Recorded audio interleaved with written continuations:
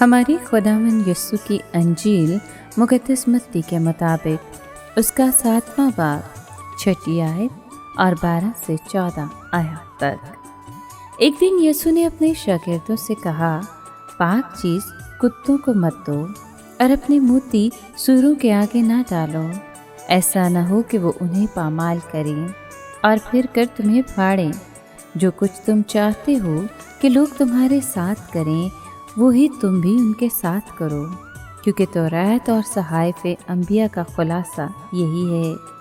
तंग दरवाजे से दाखिल हो, क्योंकि चौड़ा है वो दरवाज़ा और कुशादा है वो रास्ता जो हलाकत को पहुंचाता है, और बहुत हैं जो उसमें दाखिल होते हैं। वो दरवाज़ा कैसा तंग और वो रास्ता कैसा सुकड़ा है जो हयात को पहुंचाता है, और थोड़े हैं जो उसे पाते हैं। पाक कलाम के पढ़े और सुने जाने पर खुदावंद की बरकत हो। खुदा का शुक्र हो। अजीज़ दोस्तों, खुदा के कलाम की सच्चाइयाँ कीमती मोतियों की तरह हैं। जिस तरह जानवर मोतियों की कदर नहीं करते, इसी तरह कुछ लोग पाक कलाम की सच्चाइयों की कदर नहीं करते।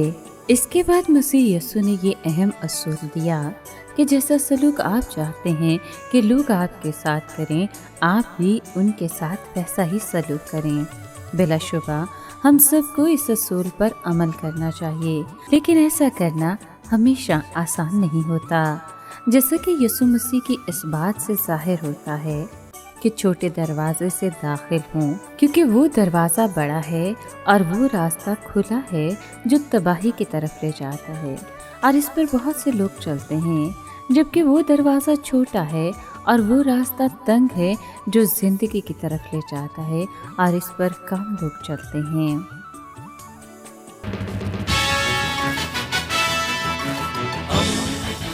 दोस्ती का पैगंबर, रेडियो वेरितास एशिया।